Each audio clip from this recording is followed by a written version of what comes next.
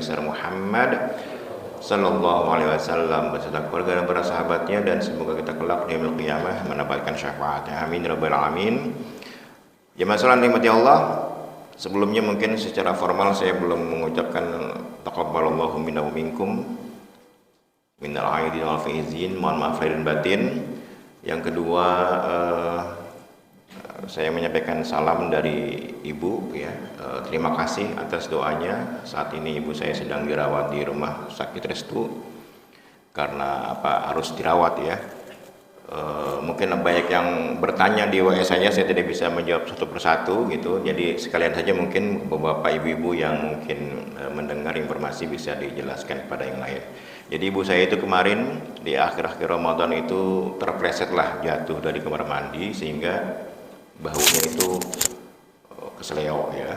Pas di ronsen sih ada yang retak lagi gitu ya. Jadi harus digip karena menahan sakit, akhirnya ya pusing kan, menahan sakit gitu, pusing, kemudian mual, susah nafas, sesek, akhirnya harus dirawat ya. Tapi alhamdulillah sampai semalam saya ke sana sudah bisa diajak dialog ya. Sebelumnya sempat nggak sadar juga ya, nggak kenalin gitu, nggak mengenal gitu, ini siapa, asal sebut aja gitu ya, sudah seperti itu gitu. Jadi semalam ada di lab itu ada item-item yang kurang ya, rendah, akhirnya di infus lah macam-macam dikasih obat. Semalam alhamdulillah udah bisa ngobrol, sudah bisa nyimak, udah kenal orang gitu. Kalau dibacain WA-nya atau gitu kan banyak tuh WA-nya, ada ratusan yang masuk kan ya. Oh ini kenal gitu, ini sama kenal, jadi udah mengenal orang ya. Jadi mohon didoakan supaya terus semakin pulih ya, sehingga bisa kumpul lagi. Cepat pulang lah, mama juga nggak betah di rumah sakit sebenarnya. Baik, itu jemaah sekalian, mohon doanya agar beliau cepat sehat. Mari kita doakan khususnya untuk orang tua kita yang sudah wafat, semoga Allah lapangkan kuburnya, Allah maafkan kesalahannya dan menjadikan mereka termasuk penghuni surga. Yang saat ini sedang sakit, semoga Allah memberikan kesembuhan, dan yang sedang mengalami kesulitan hidup, semoga Allah berikan jalan keluar. Al-Hadiniyah, Al-Fatihah.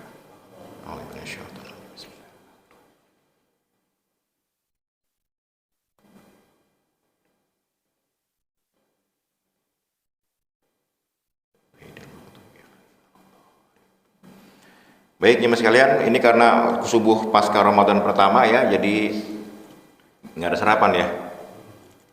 Ini aja ada pertanyaan, kebetulan ada pertanyaan yang masuk ya, nanti mungkin tidak sampai suruh. Yang pertama, Assalamualaikum Pak Ustadz, saya masih punya hutang puasa Ramadan beberapa tahun lalu. Kalau dihitung sampai Ramadan ini rasanya belum semua kebayar. Apa yang harus saya lakukan Ustadz? Ya, jadi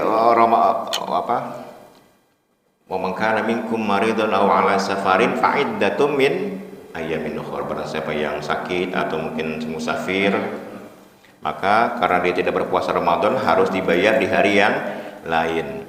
Nah, bagaimana kalau misalnya Ramadan 2 tahun lalu sebelum pandemi ini saya punya hutang belum saya bayar gitu ya. Nah, dalam mazhab Imam Syafi'i, ini khusus ya Imam Syafi'i ya, kalau kita belum bayar hutang puasa beberapa tahun yang lalu, ya, maka selain mengqadha juga harus membayar fidyah. Kalau imam yang lain enggak ya. Tapi kalau Imam Syafi'i karena beliau agak ketat gitu, jadi karena dianggap kita lalai tidak membayar puasa pada tahun berjalan gitu, maka selain mengqadha harus membayar fidyah. Bagaimana kalau sudah 5 tahun yang lalu? Ya sudah 5 kali fidyah itu. Kalau misalnya dia sehari makannya 20.000 misalnya, berarti kayak 100.000 kali berapa hari dia tidak puasa ya tahun yang lalunya itu. Tapi kalau misalnya nanti ini, makanya ibu-ibu nih ya, khususnya mungkin ya yang mungkin bolong gitu, yang masih halangan, ini ada pertanyaan berikutnya nanti nih ya, sekalian aja nih saya baca nih. Pak Ustadz, izin bertanya, bolehkah mengqadha puasa sekaligus dengan niat puasa Syawal? Nah, ini hubungan dengan qadha kan? Jadi sekali lagi tadi kalau misalnya mengganti puasa yang beberapa tahun yang lalu, maka harus bayar fidyah ya, semampunya aja deh gitu. Karena imam yang lain tidak mengharuskan fidyah. Kemudian bagaimana bisakah kita mengqadha puasa sekaligus niat puasa Syawal ya? Puasa Syawal kita tahu ya 6 hari di bulan Syawal, kita masih masuk di Syawal. Mungkin di bapak-bapak ibu-ibu sudah ada yang selesai puasa Syawalnya kan. Tapi syarat puasa Syawal, sebagian besar ulama berpendapat puasa Syawal itu bisa berlaku kalau kita sudah memenuhi puasa Ramadan, termasuk bagi yang berhalangan. Jadi kalau misalnya penanang nih kemarin sakit 3 hari, maka sebelum puasa Syawal sebaiknya melakukan qadha puasa dulu, disempurnakan dulu puasa Ramadannya itu, karena hadis nabinya barang siapa yang berpuasa Ramadan tsumma atba'ahu sittan min Syawal, kemudian diikuti, barang siapa yang sudah selengkap puasa Ramadan diikuti dengan 6 hari puasa Syawal, maka bagaikan dia puasa 1 tahun penuh. Jadi syaratnya harus sudah selesai puasa Ramadannya. Makanya kalau yang masih punya hutang kayak ibu-ibu misalnya 7 hari gitu, maka diqadha dulu puasanya. Ini mayoritas ulama ya, walaupun ada pendapat ulama yang mengatakan boleh saja qadhanya belakangan gitu, kemudian dia puasa Syawal duluan, karena mengingat mungkin 10 hari pertama kan sibuk pulang kampung, mungkin lebih halal sehingga dia tidak sempat puasa Syawal. Pas mau puasa Syawal, aduh tinggal 3 hari lagi sudah selesai nih Syawalnya gitu, maka boleh saja puasa Syawal didahulukan dulu gitu ya, kemudian qadhanya belakangan ya gitu. Tapi yang paling afdol sempurnakan dulu qadhanya itu. Ini kenapa? Agar jangan sampai kita punya hutang Ramadan kayak tadi nih, sudah tahun-tahun gitu belum dibayar ya, itu hutang kepada Allah kan harus dibayar ya gitu. Nah kemudian lagi pertanyaan, bolehkah menggabung puasa qadha dengan puasa Syawal? Nah ini jamaah sekalian, istilah menggabung ibadah itu, niat ya, menggabung niat ibadah itu dalam istilah fikih itu namanya apa? Tasyrik. Tasyrik itu menggabungkan niat. Tapi ada syaratnya. Menggabungkan niat boleh Pak. Misal gini, Bapak sholat masuk masjid, sholat apa? Tahiyatul masjid. Itu boleh menggabung dengan sholat qobliyah. Karena sama-sama sholat sunnah. Atau Bapak puasa Senin Kemis, pas di pertengahan bulan, namanya puasa apa? Ayyamul Bid. Itu boleh puasa Senin misalnya, pas Ayyamul Bid boleh. Jadi insya Allah mendapatkan 2 keutamaan. Tapi kalau ibadahnya berbeda, misalnya kayak gini nih, puasa qadha dengan puasa Syawal. Puasa qadha Ramadan wajib sunnah? Wajib. Syawal sunnah, maka tidak bisa menggabungkan puasa qadha dengan niat puasa Syawal, harus tersendiri. Jadi Bapak ya puasa qadha. Kalau Bapak niatnya 2, berarti yang diambil hanya wajib. Karena gini Pak, Bapak puasa Senin Kemis misalnya ya, ini juga nggak boleh nih. Bapak puasa hari Senin, saya mau puasa Senin, niat puasa qadha juga, itu terbalik niatnya. Harusnya Bapak puasa qadha sambil puasa Senin. Kenapa? Karena yang sunnah nggak bisa mengalahkan yang wajib. Jadi Bapak misalnya, saya misalnya punya hutang puasa, saya mau puasa, kebetulan besok ada Senin, maka niat pertamanya nih, saya niat puasa qadha Ramadan sekaligus puasa hari Senin, atau puasa Ayyamul Bid, atau puasa Arafah, atau puasa Asyura, boleh. Tapi intinya puasa niat awalnya itu adalah pokoknya adalah mengqadha puasa. Yang ini dulu, yang wajibnya dulu ya gitu. Paham ya? Jadi kalau yang Bapak Ibu mau Syawal, Syawal kan sekalian aja dengan qadha, nggak boleh, nggak bisa ya. Jadi karena itu perintah yang berbeda, yang satu wajib, yang satu sunnah. Sama kayak Bapak misalnya sholat zuhur sekaligus sholat qobliyah, bisa nggak? Sholat subuh nih. Bapak sholat subuh sekaligus sholat qobliyah subuh, digabung sholatnya Pak, biar dapat kan sholat dua rakaat sebelum fajar kan lebih baik dari dunia isinya kan. Bapak masbuk ketinggalan, belum sholat qobliyah nih, Bapak sholat, aku niat sholat subuh dan qobliyah subuh, nggak bisa ya, menggabungkan sholat. Karena kenapa? Karena itu sesuatu yang berbeda ya. Jadi ya sendiri-sendirilah, jangan perhitungan banget dengan Allah gitu.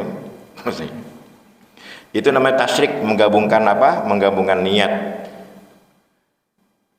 Baik, kemudian yang terakhir, yang ketiga, apa ini? Panjang nih Pak pertanyaannya. Ya intinya seperti itu ya. Jadi ini ada dua pertanyaan aja. Jadi sekali lagi Pak, menggabungkan puasa itu wajib ya wajib. Bapak bisa lah punya nazar. Nazar tuh, puasa nazar kan jadi wajib tuh. Pak Nanang, saya kalau naik jabatan saya mau puasa 3 hari. Itu berarti yang dinazarkan yang tadinya sunnah menjadi wajib. Pak Nanang juga punya hutang puasa. Sekalian nazar saya membayar kodok puasa saya, itu nggak bisa ya, karena dua-duanya wajib, harus diniatkan dengan secara terpisah ya, dengan terpisah. Pokoknya kalau yang sunnah-sunnah boleh dah, Bapak sholat tahiyatul masjid dengan qobliyah boleh. Kenapa? Karena sama-sama sunnah. Sebenarnya gini Pak, sholat masuk masjid itu kan orang bilangnya tahiyatul masjid kan, sebenarnya itu sholat sunnah mutlak namanya, sholat sunnah mutlak. Sholat 2 rakaat sebelum duduk, Bapak masuk masjid kan dianjurkan oleh Nabi sholat dulu 2 rakaat sebelum duduk. Itu boleh tahiyatul masjid, boleh qobliyah, boleh sholat wudhu, terserah. Yang penting sholat sunnah 2 rakaat. Nabi nggak di dalam hadis tidak disebutkan sholat 2 rakaat itu tahiyatul masjid namanya ya. Itu hanya ulama saja yang menjelaskan. Makanya kalau Bapak sholat Idul Adha atau Idul Fitri ya, ini mungkin banyak Bapak yang tahu nih. Saya sering melihat di beberapa tempat nih. Kalau sholat Idul Fitri atau Idul Adha itu tidak ada sholat sebelumnya. Mau di masjid kek, mau di lapangan kek, pokoknya tidak ada sholat sebelum sholat Idul Fitri atau Idul Adha. Ini kebanyakan gue kalau di masjid ada orang sholat tuh, masuk masjid sholat gitu. Alasannya sholat tahiyatul masjid, nggak ada. Jadi kalau kita mau ngikutin sunnah, tidak ada sholat sebelum sholat id. Mau di lapangan kayak, apalagi di lapangan. Kalau di lapangan sholat apa? Bapak sholat id di lapangan. Duduk sholat 2 rakaat. Sholat apaan nih? Sholat tahiyatul lapangan nih. Menghormati lapangan. Jadi nggak ada ya. Walaupun itu di masjid. Kalau Bapak di masjid, udah duduk takbiran aja, takbir. Ya, jadi nggak ada sholat sebelum sholat id ya. Sama, tidak ada azan setelah id kan, sebelum id kan. Qomat ada nggak sebelum id? Ya nggak ada, sama kayak gitu, tidak ada sholat sebelum sholat id ya. Banyak masyarakat kita belum tahu ya, karena dianggapnya baik aja. Yang bingung kalau di lapangan nih, di lapangan sholat apaan ya. Jadi seperti itu ya. Jadi itu jemaah sekalian, mudah-mudahan apa yang kita lakukan di Ramadan kemarin ini Allah terima ya, karena orang-orang saleh tempo dulu jemaah sekalian ya, setelah Ramadan ini mulai Idul Fitri terus ya 6 bulan, Zulqa'dah, Zulhijjah, Muharram, terus selama 6 bulan mereka berdoa, Rabbana taqabbal minna, ya Allah terima amal ibadah kami selama Ramadan, terima ya Allah. Mereka itu takut kalau ibadah yang mereka akan selama Ramadan itu tidak terima. Bayangin Pak, orang-orang soleh tempo dulu seperti itu. Kalau kita kan setelah melat takbiran, sholat id, lupa tuh Ramadan ya. Udah lupa. Yang ingat ya kacang, ketupat gitu kan. Nggak sedih gitu ditinggal Ramadan. Kalau orang soleh itu bukan hanya sedih, mereka berdoa, ya Allah, ini ibadah saya kemarin ini diterima gak ya? Nah kita harusnya begitu, ya Allah terima ibadah kami ya Allah. Kemudian setelah 6 bulan mereka berdoa, Allahumma balighna Ramadan, panjangkan usia kami ya Allah, semoga kami dapat berjumpa dengan Ramadan berikutnya tahun depan. Kan kita berharap Ramadan itu kan spiritualitas kita tuh ya iman kita lagi naik lah, iman kita sedang naik. Kalau di setelah Syawal ini biasanya iman kita turun lagi tuh apa kita belum mampu mempertahankan keimanan kita seperti di Ramadan. Turun tuh biasanya ya. Yang tadinya mungkin gemar ke masjid jadi berkurang. Kalau sekarang mungkin lagi pulang kampung lah ya. Yang tadinya baca Quran jadi nanti aja deh gitu. Yang suka sedekah jadi pelit-pelit lagi gitu. Nah iyalah itu memang sulit Pak mendawamkan kebiasaan kita di Ramadan, sulit ya, sulit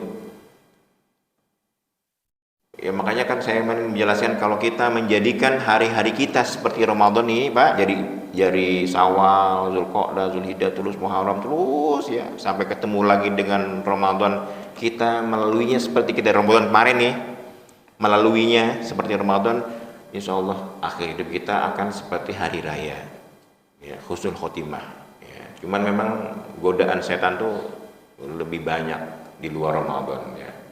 Kenapa? Karena puasa. Kenapa sih Nabi itu menjelaskan barang siapa yang shoma Ramadan imanan wa ihtisaban ghufira lahu, diampuni semuanya, bahkan dalam hadis lain bagaikan dia seperti bayi yang baru lahir, hilang semuanya Pak. Kalau kita puasa Ramadan itu dengan iman dan ikhlas itu hilang dosa kita itu. Tapi setelah Ramadan kok kenapa ya